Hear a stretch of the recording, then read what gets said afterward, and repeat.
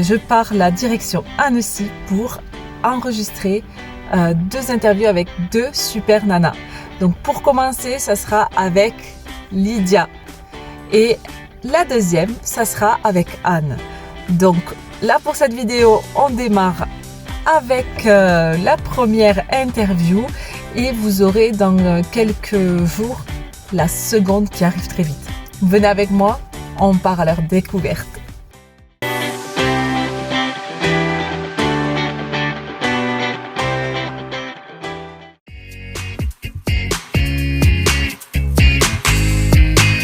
Bonjour Lydia. Salut. Donc, peux-tu te présenter déjà? Alors, moi je m'appelle Lydia, je suis haut-savoyarde de base et j'habite en Suisse maintenant. J'ai 44 ans, je suis mariée, j'ai un petit garçon, un chat, et puis un cabinet aussi, justement à côté de chez moi, où on est 3 thérapeutes, où on présente différentes approches, toujours autour des femmes. Et moi, mes spécialités, ça va être surtout l'hypnose, la PNL, le human design et puis le massage émotionnel.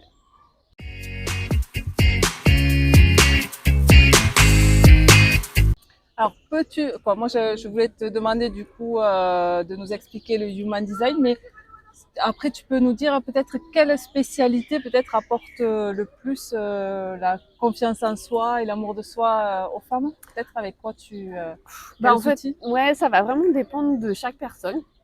Mais j'aime bien utiliser en fait en binôme l'hypnose et le human design, parce que on va avoir une idée précise de la personne, puis ça va répondre déjà pas mal aux questions qu'on peut avoir si on a peur de quelque chose, si on n'arrive pas à avancer, enfin tu vois des petits trucs qui peuvent coincer. Déjà avec le human design en fait on va pouvoir mettre le doigt dessus, et puis ça va être un outil assez dingue pour déculpabiliser en règle générale, parce que on va comprendre pourquoi on a certains comportements, pourquoi on n'a pas d'autres comportements, pourquoi on va pouvoir faire certaines choses, pourquoi on va être fatigué, pourquoi on va être énervé, enfin vraiment ça va être beaucoup de choses. Pourquoi on n'arrive pas à faire taire notre mental, enfin vraiment, tu vois, le truc de base on va dire. Mais ouais, et puis pour la confiance, pourquoi on a ces valeurs, pourquoi des fois on n'arrive pas à s'affirmer, pourquoi des fois on est dépassé par nos émotions. Enfin, on va vraiment déjà avoir une très bonne idée de comment de est la personne. C'est ça. Et d'où ils peuvent venir en fait.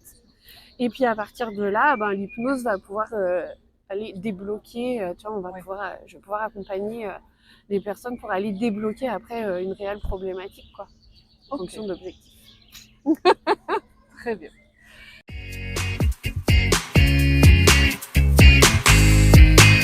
Alors, qu'est-ce que du coup ces pratiques t'ont apporté à toi personnellement?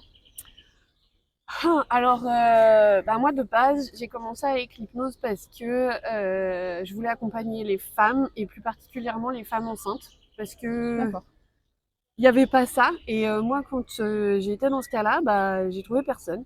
Ouais. Du coup, ça a été compliqué. Puis en fait, je me suis aperçue que une fois que la grossesse était passée, que j'avais mon petit garçon, c'était génial. Sauf qu'il y avait d'autres problématiques. Et donc, moi, j'ai pu évoluer au travers de l'hypnose avec mes propres problématiques, en fait. Et puis, ça m'a amené tout doucement vers OK, mais et la femme dans tout ça, qu'est-ce que tu la mets où? Parce qu'elle a plein de problématiques, mais elle, enfin, je veux dire, tu vois, par rapport au monde, les enfants, le mari, machin, tout ça. Puis finalement, je me suis aperçue que, tu vois, au bout d'un moment, elle s'oubliait. Ouais. Ah oui. Ah ouais. Oui. Elle s'est dit ouais, moi c'est bon, j'ai mes enfants, j'ai ma famille, j'ai mon chien, j'ai ma maison, tout roule. Puis il arrive un moment où elle se pose des questions, puis elle se dit ouais, puis moi en fait. Et puis tout lui revient à la face, mon Dieu, je sers plus à rien, comment je prends mes décisions, comment je peux faire pour être toute seule. Ouais, c'est ça, comment je fonctionne toute seule en fait. Je crois qu'après avoir eu des enfants, on a beaucoup ce truc-là qui nous arrive en face, quoi. Ouais. On prend les premières années à s'en occuper, et puis après on est là, je me suis oubliée là. C'est ça, ils ont plus besoin de nous. Et merde, en fait, ouais. on se retrouve toute seule, puis on sait plus trop à quoi on sert. Et puis là, souvent, ça fait tout s'écroule, notre monde s'écroule.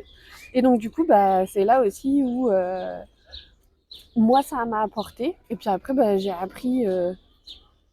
Coucou. Ah ouais. T'entends?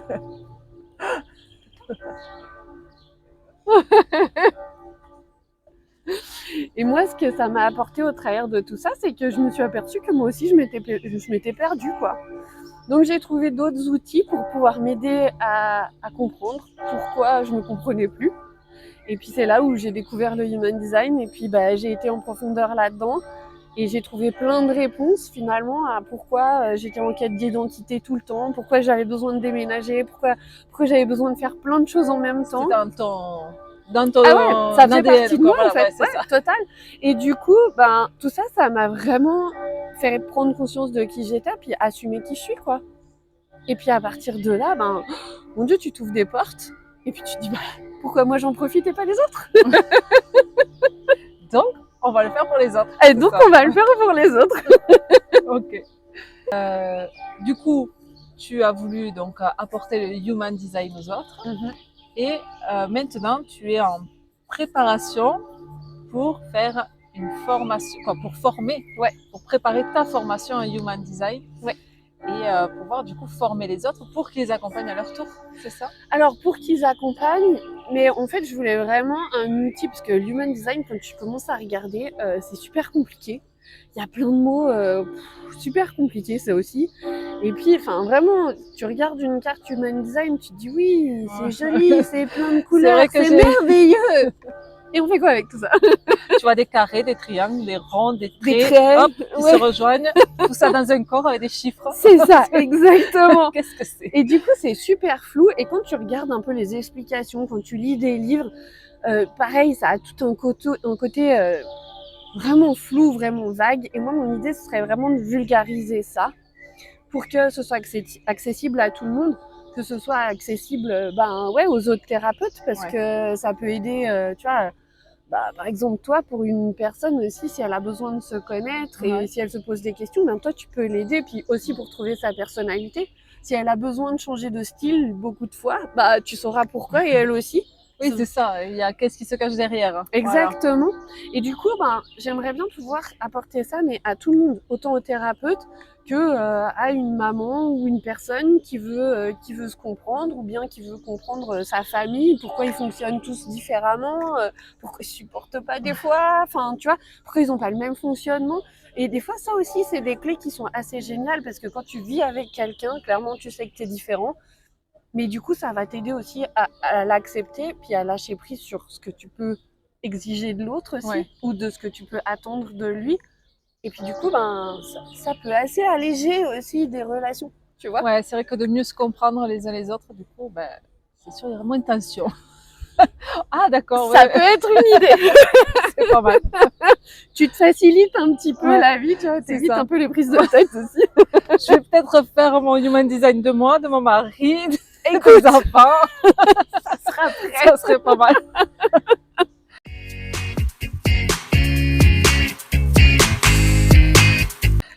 Et aurais-tu un conseil à donner aux femmes? J'ai envie de leur dire qu'il faut pas qu'elles s'oublient. Parce que c'est vrai que très souvent, que ce soit dans le travail ou dans la famille, ou on a encore ces mœurs où on a tendance à s'oublier et puis de faire passer les autres avant nous, parce qu'il faut les aider, parce que je sais pas, c'est peut-être dans notre ADN, j'en sais rien.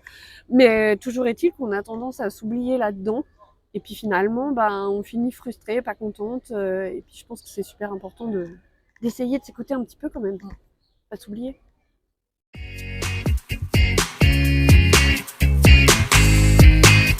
Et est-ce que tu penses être une hardie? Ouais. Mais bien sûr, voyons. Bon, déjà, je serais pas là, sinon. La chaîne s'appelle Les Hardis, donc. C'est ça. Après, moi, j'ai envie de te dire, t'en penses quoi, toi?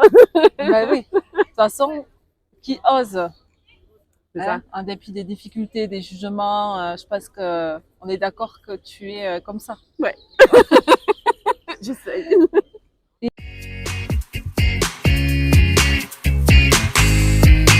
Et qu'est-ce qui serait pour toi une forme vraiment d'hardiesse? Alors que ça soit peut-être que quelqu'un pourrait faire ou que toi, si tu osais le faire, qu'est-ce qui serait pour toi vraiment que tu te dises, waouh, elle est vraiment hardie, tu vois? Eh ben, écoute, je sais pas si tu vois venir ma réponse ou pas, mais je pense que pour moi, la plus grande forme ou le signal, ou enfin, j'en sais rien comment on peut appeler ça, ou vraiment c'est l'expérience la plus hardie. Je pense que c'est déjà d'oser être soi et d'oser se montrer en fait en tant que soi. Et alors, mon Dieu, je sais que c'est pas facile. Ah ouais. Donc, je pense que ça, c'est déjà un sacré truc, quoi. Très bonne réponse. Tu vois, je l'avais pas encore eu. Tu vois, j'ai des trucs, mais comme faire une vidéo, faire, tu vois, des trucs de dépassement de soi, comme ça.